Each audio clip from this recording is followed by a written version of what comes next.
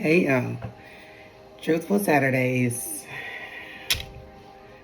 Always be 110% authentically you.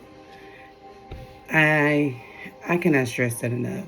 I turned 35 this year, and one thing that I learned about praying for patience, being patient, saying yes to more things that aligns with my goals and no to more things that does not align with my goals, and also standing on business on saying no. It it feels so good, and I love how my therapist just sits back and allows me to express on how good it feels, y'all, because when you're not comparing yourself to anyone, when you're not focused on the world around you, focused on things that you can't control, when you are truly aware of who you are and the purpose that God has for you, and the purpose that you also have for yourself, the values, the vision.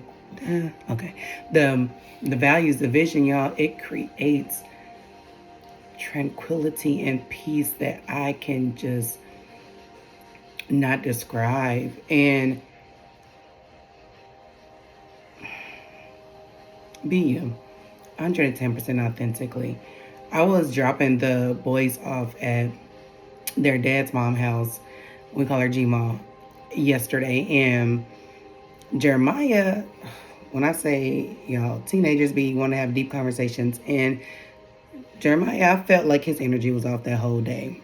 I was off yesterday, so I felt like his energy was off. And I was like, okay, with Jeremiah, he's my middle child. So I have to give him patience. And when I say patience, I have to literally just sit in a room with him and allow him the time to speak with me, but not rush him.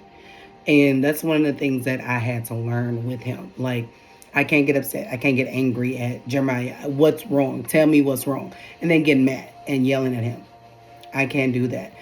It doesn't help him. And he tends to hold stuff in. So I would have to say, Jeremiah, what's wrong? And when he doesn't tell me, I'm like, okay, come in my room. And sometimes he'll come in, sometimes he won't. Like, sometimes he'll stand at the door, and I'll be like, okay, well, you can sit there whenever you're ready. I'm here to listen. And one thing that I learned about that, number one, he doesn't walk away. He stands there. And eventually it comes out. And one thing he was talking to me about yesterday when we was driving, and I was thinking of recording it, but some some things I like to keep the authenticity of it, and I want it to be genuine. So it's just gonna be me telling stories to y'all of what happened, because I love to be in that moment with my children. So the story that he brought up yesterday, he was like, Mom, he was like, I don't like it when my one of his friends at school was like, I live with my stepdad. And I was like, but you don't live with your stepdad. And I was like, what do you mean by that? I was like, how does that make you feel? And he was like, well, he said, I compare myself to kids that live with their mom and their dad. I said, do you know what compare means? Anytime he uses big words, I always get both of my boys. Of course, Allie's 4. I can't get her, but when she gets there, she's gonna have to do the same thing too. So I said, do you know what compare means? And he was like, yeah. And I was like, explain it. And he was like, it's when I get angry or upset because of what somebody else has. Blew me back. I said, okay. I said, I love that's your reasoning of what compare is. I said, yeah, that's that. Another thing that I've learned, let, and one thing that my therapist told me to, let your kids figure it out. Guide them, be there, let them figure it out. I know that's not what the definition of compare is, but to him, that's what compare is. And there's different definitions, there's different. So, baby, if that's what it is, that's what it is. Because now I can tap in and I can say, well, what makes you sad about that? What makes you angry about that? And I was like, do you want to be, live with your mom and your dad? Do you understand why? And, I explained that to him. I walked him through that. And I said, do you know, I said, that feeling that you're feeling right now, that sad, that angry, I said, that's one of the reasons why I tell you to make sure that you love who first. He was like, God. I said, have a foundation with God. Absolutely. I said, then who comes after that? He said, myself. I said, yes. I said, absolutely. I said, know and love yourself. I said, and then who comes after that?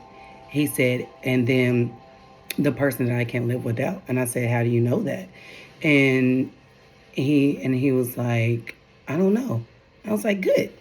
And I was like, because you're 11. I said, you're not supposed to know. I said, but promise me this. I said, promise me that you'll always continue to come and talk to me. I said, no matter how angry, no matter how frustrated, no matter if it's something that you don't understand, I said, promise me that you'll always come talk to me. And he said, Mom, but he's like, you was with, it's my birthday weekend. So he was like, well, Titi Diane was there. I said, hey, I don't care who is in the room. Come and talk to me. I said, if you don't feel comfortable having a conversation with that person in the room, you come and tell me, and then we will have that conversation and we will navigate through that together. I said, but don't make that decision for me. And don't you make that decision for yourself. And y'all, he quickly switched the subject. And we was driving, we was on the highway. He said, Mom, look, over there, and that's how I knew that he no longer wanted to have the conversation. So I brought it back. I said, hey, with you pointing something out, that's you trying to change the conversation. Is this conversation making you uncomfortable? And he said, yeah, I don't want to talk about it no more. I said, okay. I said, but can you keep my promise? He said, yeah. He said, I'll come to you. He said, but Mom, you also have to give me my space and know that I'm not running away from you. He said, sometimes I get so angry, I don't know what to say. I said, okay. I said, I'll give you your space. Even on the back of my head, I was like, I'll give you your space when you paying a bill in this. So I was like, okay, I'll give you your space. And y'all, just being able to witness that and see that, and it's just like, oh my God, your children are a reflection of what you do. Your children are a reflection of what they see. Your children are a reflection of what they hear. And with you being your 110% authentic self and only allowing what's aligning with you on your purpose with God and your goals, it's going to affect your children. It's going to affect those generations that you brought into this world. And at the end of the day, it's going to continue to help you become the best version of you. Love y'all.